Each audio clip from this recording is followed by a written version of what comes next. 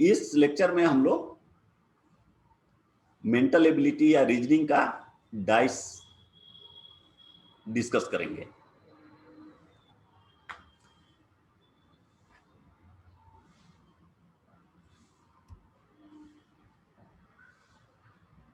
Dice हम लोग इसलिए हमने सेलेक्ट किया कि पिछले दिन जब हम लोग क्लास कर रहे थे, आई थिंक संडे या कोई और दिन को, सैटरडे को, तो कोई एक स्टूडेंट का रिक्वायरमेंट आया था कि शायद हम लोगों को पहले डाइस करना चाहिए। तो हमने कहा चलिए पहले ये करते हैं।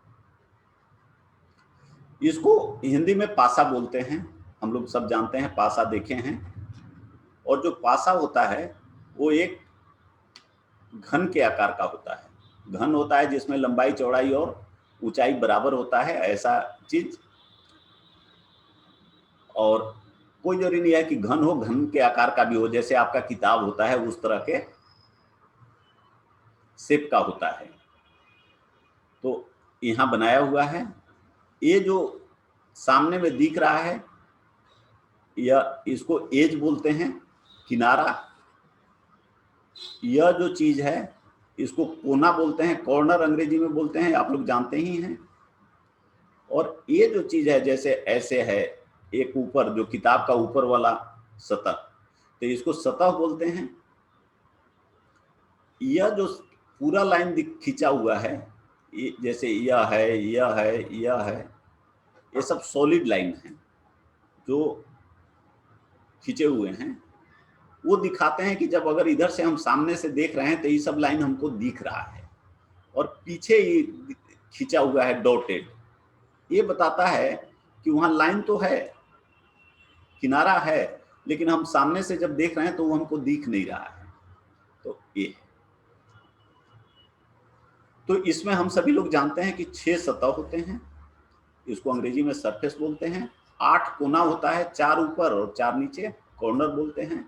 12 किनारा होता है, 4 इस साइड में, 4 इस साइड में और 4 इधर, 4 इधर। लेकिन चूंकि 4 कॉमन हो जाता है इसलिए वो 12 ही होता है। जैसे इधर से हम देख रहे हैं 4, तो 4 इधर भी होगा, इधर भी होगा, इधर भी होगा, लेकिन किनारा 12 होता है क्योंकि 4 कॉमन हो जाता है। तो इसलिए ये हो गया। जब हमेशा आपने देखा होगा कि जो पासा होता है, हम लोग ये खेलते हैं ना, सांप और सीढ़ी वाला खेल भी खेलते हैं, तो उस पर देखते हैं कि जो यह होता है इस पे इस तरह से ऐसे हम लोग बना होता है।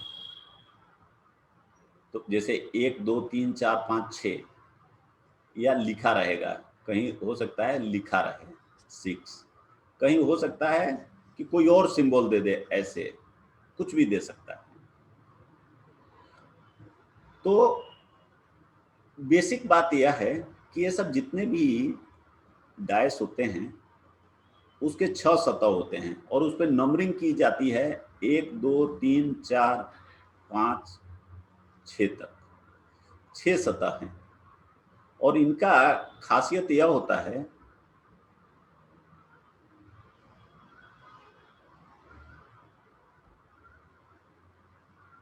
इस नंबरिंग का कि आप 6 पेयर बना सकते हैं। जैसे इसमें लिख दीजिए 6 5 4 3 2 1, तो 6 पेयर बन गया, जो पूरा का सम ना 7 होगा। देखिए जोड़िएगा तो 7 आएगा, 7 आएगा, ऐसा। तो अगर हम कोई पासा लें, ऐसा,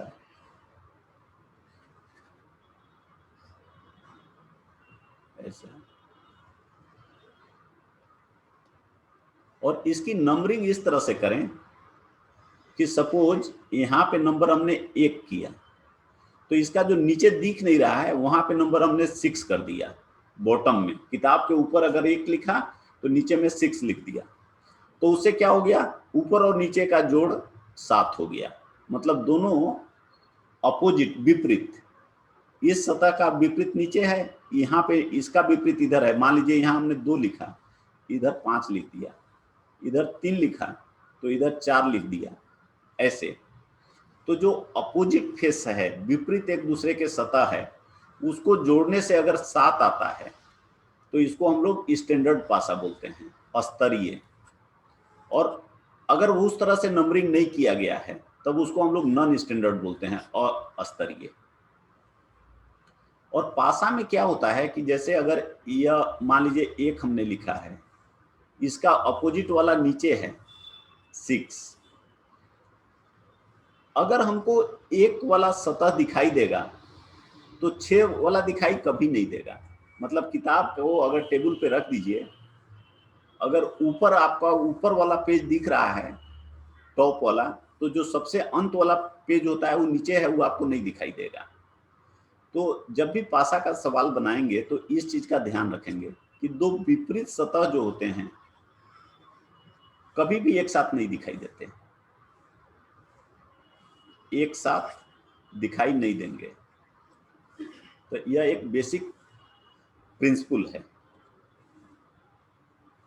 अब हमसे प्रॉब्लम क्या होता है कि इस तरह का पूछा जाएगा कि ये 2 आपको दे देगा और कहेगा कि इसमें से अब आप ही बताइए कि कौन 1 नंबर के अपोजिट है, कौन 2 नंबर के अपोजिट है, कौन 3 नंबर के अपोजिट है। इस तरह से आपको बताना है, पेयर बताना है। तो इसके लिए कुछ नियम होते हैं। नियम यह होता है, ये उभयनिष्ठ संख्याओं की संख्या। उभयनिष्ठ का मतलब क्या होता है, यहां लिखा हुआ है कॉमन। अगर यहाँ एक फिगर और एक फिगर है, दोनों में कॉमन क्या है, कौन सा नंबर कॉमन है? तो जैसे यहां हम देखेंगे 3 कॉमन है, तो 3 नंबर हमेशा दिखाई देगा। तो 3 में से 1 नंबर कॉमन है, तो ये उभयनिष्ठ संख्याओं की संख्या 1 है। और समान सतह पर, समान सतह कहने का मतलब एक सतह यह है, दूसरा सतह यह, तीसरा यह, तो 3 नंबर इसमें जो है, 3 नंबर इसी सतह पे यहाँ है। अगर यही 3 नंबर इसमें यहाँ लिखा रहता 4 पे, 4 की जगह, तो हम कहते हैं कि ये असमान सतह पे है, सेम सरफेस पे नहीं है। तो ये इसका मतलब हुआ। और ऐसा होने पे जो बाकी 2 समान सतह हैं के संख्या हैं वो विपरीत होंगे। कहने का मतलब ये 3 जो है और ये 3, 1 नंबर कॉमन है और सेम सरफेस पे है। तो ये जो 6 है इसका अपोजिट में 4 होगा, और ये जो 1 है इसका अपोजिट में 5 होगा। बाकी जो 2 नंबर बच गए वो एक दूसरे के विपरीत होंगे। ये लिख लीजिए, जैसे यहाँ हमने लिख दिया है 3, 6 और 1, यहाँ दिखाई दे रहा है, वो लिख लिए पहला केस का, और दूसरा केस का 3, 4 और 5 उसी ऑर्डर में लिख दिए, 3, 6, 1, 3, 4, 5। 3 और 3 एक ही सतह पे हैं, तो 6 का अपोजिट 4 हो गया और 1 का अपोजिट 5 हो गया। तो 3 का अपोजिट 3 नहीं हो सकता, तो 3 का अपोजिट क्या होगा, जो नंबर इसमें बच गया वो बच गया 2, अपोजिट हो गया। उसी तरह अगर 1 है लेकिन असमान सरफेस पे है, जैसे यहाँ पे देखिए 3 है, 3 यहाँ भी है लेकिन यहाँ पे है, दूसरे फेस पे है, तो क्या करेंगे, सभी संख्याओं को उभयनिष्ठ संख्या से शुरू करके घड़ी की दिशा में लिख दी जाए तो विपरीत सतह समान क्रम में होंगे। मतलब ये उभयनिष्ठ है, तो हमने दोनों में 3, 3 लिख दिया, एक के नीचे भी 3 लिख दिया, 2 के नीचे भी 3 लिख दिया। अब यहां से उसी तरह से इस क्रम में शुरू कर दिया, तो इस पे 6 और 1 आ गया, तो यहाँ 6 और 1 आ गया। अब यहाँ 6 के बाद 3 के बाद अगर इसी क्रम में हम ऐसे किए तो क्या आएगा, 4 और 5, तो 4 और 5 लिख दिया। तो 6 के अपोजिट 4 है और 1 का अपोजिट 5 है, और जैसे जो नंबर बच गया वो 2 इसके अपोजिट होगा। और तीसरा,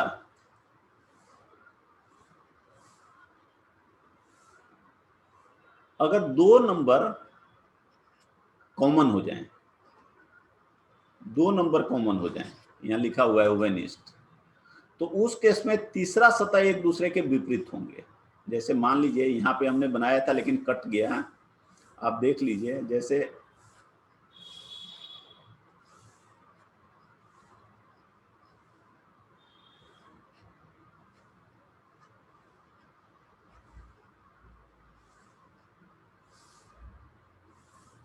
मान लीजिए ये 1 2 3 है और यह 3 1 5 है, तो यहाँ 2 कॉमन हो गया, 3 और 1 और 3 और 1 कॉमन हो गया, तो 2 और 5 बच गए, इसका 2 बच गया, इसका 5 बच गया, इसका 3 1 3 1 ये कॉमन हो गए। तो ये 2 और 5 एक दूसरे के विपरीत होंगे। अब 3 के विरोध अपोजिट 3 तो हो नहीं सकता, 1 का अपोजिट 1 नहीं हो सकता, तो 3 का अपोजिट क्या है और 1 का अपोजिट क्या है वो निकालना है। तो ये 2 और 2 4 नंबर यहाँ हो गए, टोटल नंबर 6 होते हैं। तो देखिए 4 और 6 बचा हुआ है, उसी तरह 4 और 6 बचा हुआ है, तो 3 के अपोजिट में या तो 4 होगा या 6 होगा, और 1 के अपोजिट में या तो 4 होगा या 6 होगा। अब यहां से देखना है हमको, एक जो देखे कि ये पासा स्टैंडर्ड है कि नहीं। 2 और 5 जोड़ रहे हैं तो 7 हो रहा है, 2 + 5 7 हो रहा है, इसका मतलब पासा स्टैंडर्ड है। और अगर स्टैंडर्ड होता है तो उसके अपोजिट का सम 7 होता है। तो यहाँ अगर 3 है तो इसमें से हम 4 चुनेंगे, 6 को नहीं चुनेंगे। यहाँ 1 है तो हम 4 को नहीं चुन के 6 चुनेंगे। इस तरह से अगर एक फिगर दिया हुआ है तो हम निकाल सकते हैं कि कौन किसके अपोजिट है। कभी कभी डाइस का फॉर्मेशन का प्रॉब्लम आता है कि एक कोई डाइस जो है वो खोला हुआ है, इसको खोल दिया है इस तरह से, एक ये प्रॉब्लम है, दूसरा यह है। तो आपको चुनना है कि अगर इसको हम बंद कर दें, वापस बना दें, तो इसमें से कौन सा विकल्प आएगा। देखिए, जब भी हम विपरीत सतह की बात करते हैं तो एक दूसरे को टच नहीं करते, स्पर्श नहीं करते, मतलब टच नहीं करते, टच नहीं करते। जैसे किताब का ऊपर का सतह है और नीचे टेबल पे रखा हुआ है, वो दोनों एक दूसरे को टच नहीं करेंगे, हमेशा ट्रिपलेट में होंगे। ट्रिपलेट कहने का मतलब क्या है कि अगर जैसे मान लीजिए ऐसा आपका किताब है, इस सतह से आपको इस सतह तक पहुंचना है, विपरीत है, तो आपको हमेशा बीच में एक सतह आएगा, जैसे यह बीच में एक आ गया। तो ट्रिपलेट कहने का मतलब है कि अगर एक है, दूसरा एक ठो चीज को आपको पार करके तब इसके विपरीत यहाँ पहुंचना है, यह एक बीच में हमेशा रहेगा। तो 3 डायमेंशन बोल सकते हैं क्या? 3 डायमेंशन इसको नहीं बोल सकते, 3 डायमेंशन अलग चीज होता है। ठीक है। 3 डायमेंशन कहने का मतलब होता है कि कोई भी चीज जिसमें लंबाई भी है, चौड़ाई भी है, ऊंचाई भी है ना।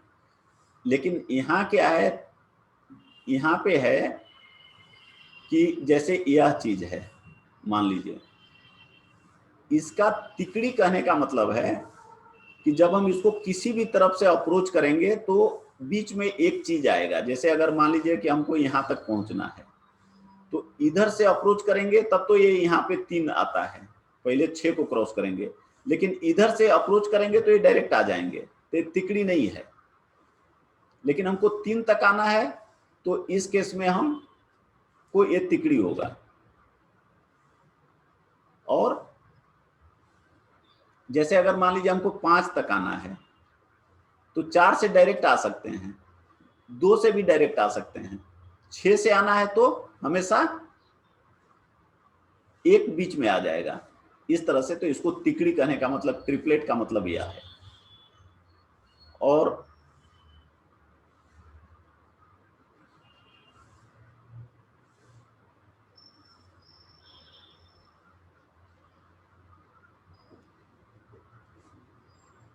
ओरिएंटेशन कहने का मतलब होता है कि कोई चीज जो है हॉरिजॉन्टल हो सकता है या वर्टिकल हो सकता है, ऐसे हो सकता है या नीचे हो सकता है, ऊपर नीचे, जैसे सीढ़ी लगाते हैं तो वह एक ओरिएंटेशन हुआ, और जैसे छत होता है वो एक ओरिएंटेशन हुआ।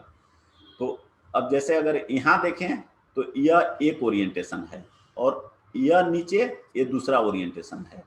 तो इसको, इस ओरिएंटेशन को क्षैतिज बोलते हैं हिंदी में, हॉरिजॉन्टल बोलते हैं अंग्रेजी में। और इस ओरिएंटेशन को ऊर्ध्वाधर बोलते हैं, ऊर्ध्व, और अंग्रेजी में वर्टिकल बोलते हैं।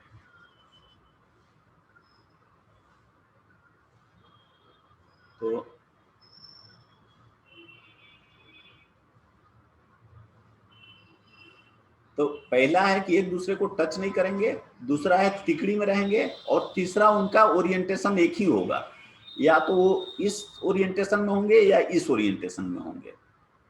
तो अब आइए देखते हैं। अब यहां पे है, एक है, इससे सटा हुआ कौन कौन है? 6 सटा हुआ है और 2 भी सटा हुआ है। तो 6 और 2 अपोजिट नहीं हो सकता, 6 और 2 अपोजिट नहीं हो सकता एक का।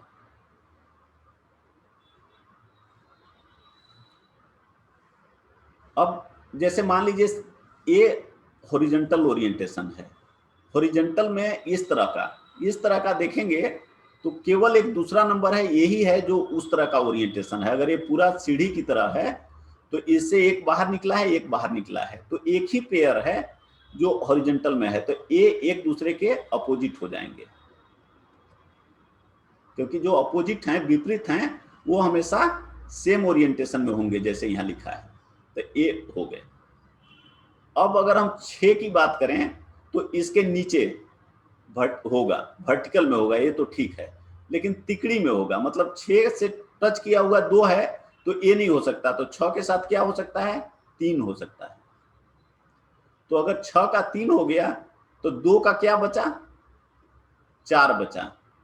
तो अगर 2 और 4 को देखें तो एक दूसरे को टच नहीं करते हैं और एक ही ओरिएंटेशन में है, वर्टिकल में है। तो ये हमारा करेक्ट ऑप्शन है। तो अब देखिए, हम लोग देखना शुरू करें। 1 और 5 एक दूसरे के विपरीत हैं, तो कभी भी एक साथ नहीं दिखेंगे, लेकिन यहाँ 1 और 5 एक साथ दिख रहे हैं, तो ये गलत है।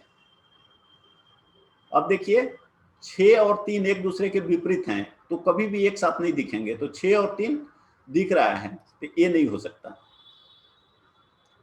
अब 1 और 5 एक दूसरे के विपरीत है, तो एक साथ नहीं दिखेगा, लेकिन यहां दिख रहा है, तो ये नहीं हो सकता।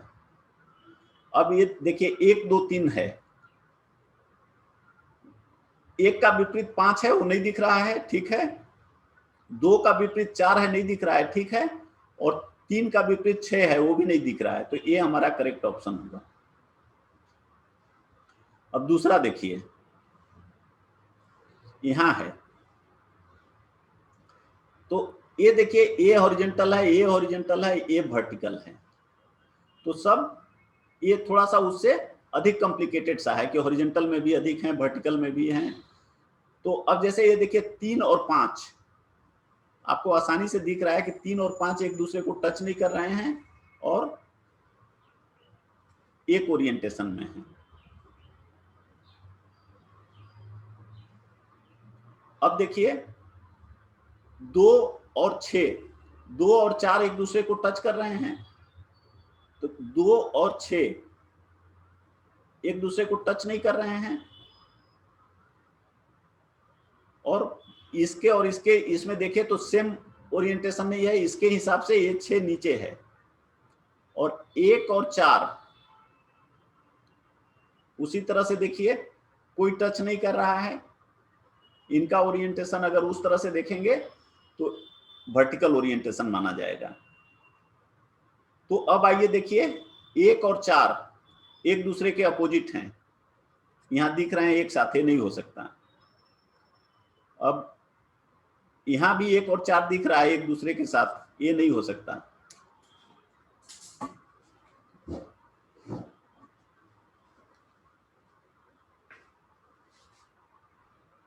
अब यहां पे देखिए 5 और 3 एक साथ अपोजिट हैं, यहां पे दिख रहे हैं, ये भी नहीं हो सकता। तो हमारा करेक्ट आंसर यह है। अब देखिए 1 का अपोजिट 4 है, यहां नहीं दिख रहा है। 6 का अपोजिट 2 है, नहीं दिख रहा है। और 5 का अपोजिट 3 है, नहीं दिख रहा है। ये आपका आंसर होगा। तो इस तरह से डैश के जो पासा के प्रॉब्लम है, इतने कॉन्सेप्ट से आप सब प्रॉब्लम को कर पाएंगे। और सर